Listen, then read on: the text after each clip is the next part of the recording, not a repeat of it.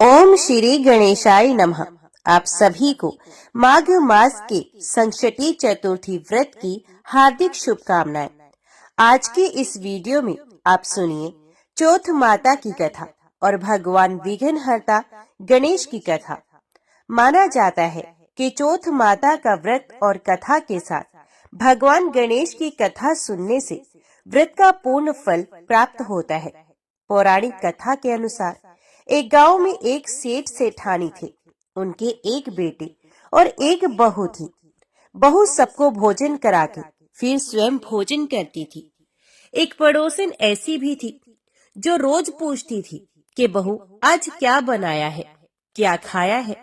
तो बहू कहती ठंडो बासी। एक दिन उसके पति ने ऐसा सुनकर विचार किया कि आज तो पकवान बनाए जाए, फिर देखें कि मेरी पत्नी क्या कहती है। उसने तरह तरह के पकवान बनवाए और घर के सभी लोगों ने एक साथ बैठकर भोजन किया। आज भी पड़ोसन ने पूछा तो बहू ने कहा कि ठंडो बासी। सेठ के लड़के ने सोचा हो न हो कोई बात अवश्य है जिससे कि मेरी पत्नी ऐसा कहती है। उसने पत्नी से पूछा तुम रोज ठंडो बासी खाया ऐसा क्यों कहती हो, जबकि हम सब ने एक साथ बैठकर कई तरह के पकवान खाए हैं। उसकी पत्नी बोली हम जो खा रहे हैं वे बाप बूढ़ों की कमाई है। जिस दिन आप कमाकर लाओगे उस दिन मैं समझूंगी कि ताजा भोजन कर रहे हैं। अब एक दिन लड़के ने माँ से कहा मैं एक बड़े शहर में कमाई करने जा रहा हूँ। तो माँ बोली बेटा अपने पास इतना धन है कि खाया नहीं खत्म होगा। माँ के मना करने पर भी बेटे ने स्वयं कमाने का दृढ़ निश्चय कर लिया और जाते समय पत्नी से कहा मैं जब तक कमाकर बहुत सा धन लेकर ना आऊं तुम चूल्हे की आग मत बुझने देना। एक दिन चूल्हे की आग बुझ गई तो वे मन ही मन घबराने लगी, कहीं मेरे पति पर संकट तो नहीं आ पड़ा। जल्दी से पड़ोस में से आग लाकर चूल्हे में रख दूं। ऐसा विचार करके पत्नी पड़ोस में गई। वहां पड़ोसन चौथ माता का व्रत और पूजन कर रही थी। पड़ोसन ने कहा थोड़ी देर में आकर ले जाना।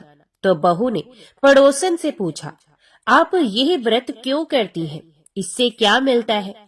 पड़ोसन ने कहा चौथ माता के इस व्रत को करने से अन्न और लक्ष्मी मिलती है और अपनी मनोकामनाएं पूर्ण होती हैं।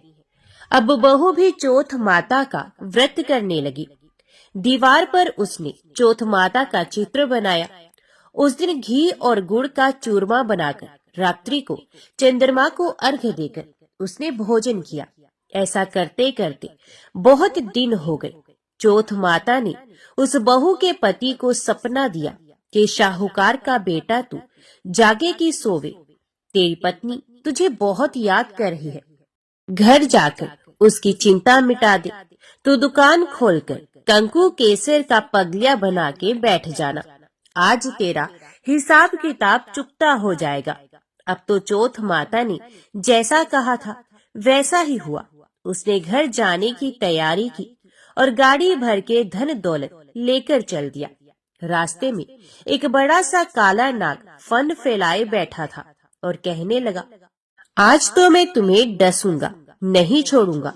आज तेरी आयु पूरी हो गई है। सेठ के लड़के ने कहा आज चौथ माता ने मुझे सपना दिया तो मैं पत्नी से मिलने घर जा रहा हूँ। वहाँ मेरी पत्नी बहुत चिंता कर रही होगी। मैं उससे मिलकर जरूर आऊंगा, तब तुम मुझे डस लेना। नाग ने कहा तुम शपथ पूर्वक कह के जाओ तो मैं तुम्हें जाने दूंगा, परंतु लौटकर नहीं आए तो तुम्हारे घर आकर मैं तुम्हें डस लूंगा।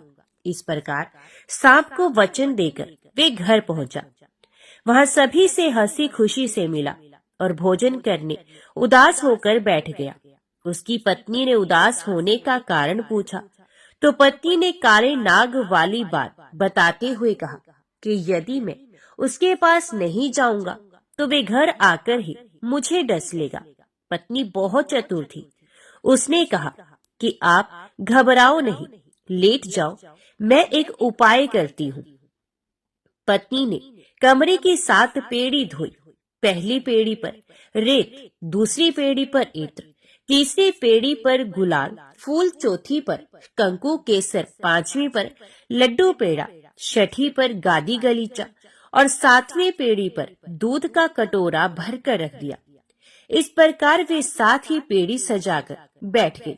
आधी रात होते ही नाग आकर पेड़ी चढ़ने लगा। पहली पेड़ी पर रेत में लौट गया और कहने लगा कि सेठ की बहू ने आराम तो बहुत दिया, पर वचनों से बंध कर आया हूँ, सो डस ही लूंगा।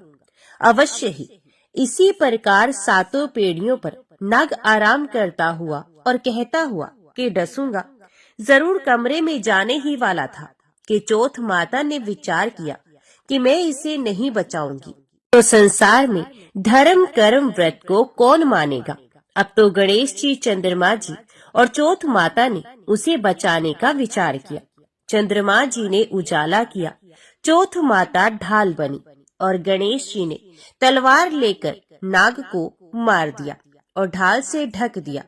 अब बहू भी थकी हारी सो गई। दिन निकला तो लोग बेटे से मिलने आए, परंतु बेटा बहू तो उठे ही नहीं। बहुत देर हो गई तो माँ उन्हें उठाने गई।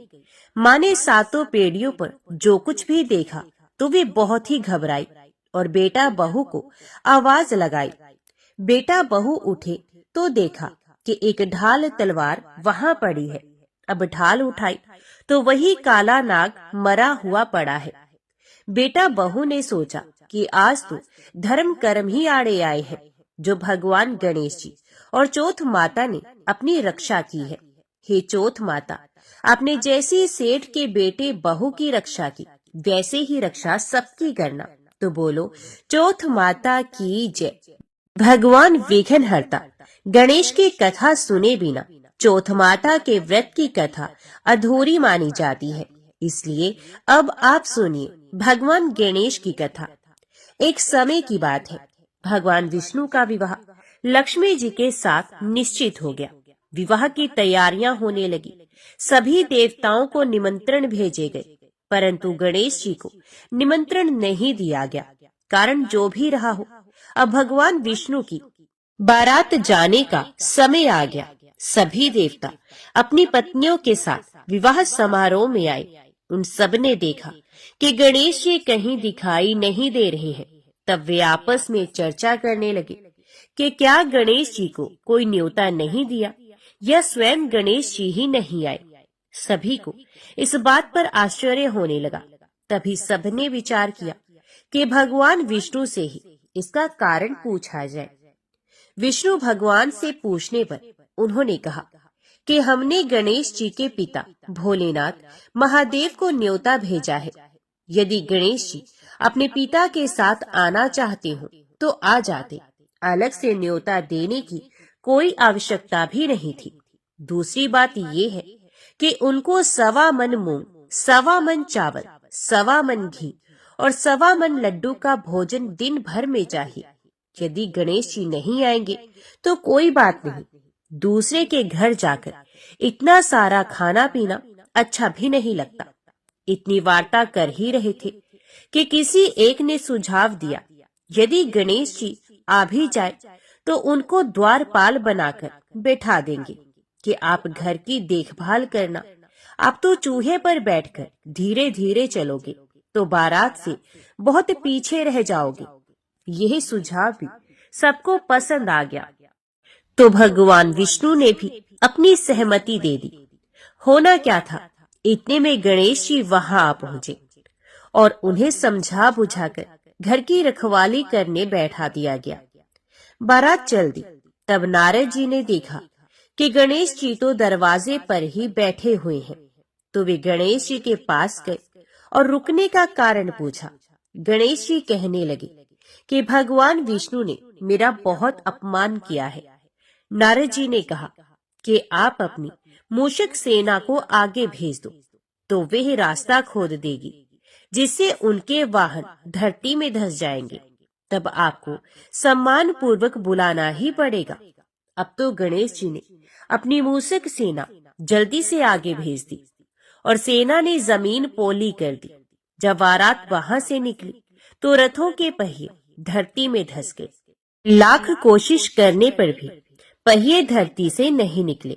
सभी ने अपने अपने उपाय किए, परंतु पहिए तो नहीं निकले, बल्कि जगह जगह से टूट गए। किसी की समझ में नहीं आ रहा था कि अब क्या किया जाए। अब तो नारद जी ने कहा, आप लोगों ने गणेश जी का अपमान करके अच्छा नहीं किया। यदि उन्हें मनाकर लाया जाए तो आपका कार्य सिद्ध हो सकता है और ये संकट टल सकता है। भगवान शंकर ने अपने दूत नंदी को भेजा और वे गणेश जी को लेकर आए। गणेश जी का आदर सम्मान के साथ पूजन किया गया। तब कहीं रथ के पहिए निकले। अब रथ के पहिए निकल तो गए, परंतु वे टूट फूट गए। तो उन्हें सुधारे कौन? पास के खेत में खाती काम कर रहा था, उसे बुलाया गया। खाती अपना कार्य करने के पहले श्री गणेशाय नमः कहकर गणेश जी की वंदना मन ही मन करने लगा। देखते ही देखते खाती ने सभी पहियों को ठीक कर दिया। तब खाती कहने लगा कि हे देवताओं, आपने सर्वप्रथम भगवान गणेश जी को नहीं मनाया होगा और ना ही उनका पूजन किया होगा, इसलिए तो आपके साथ ये संकट आया है।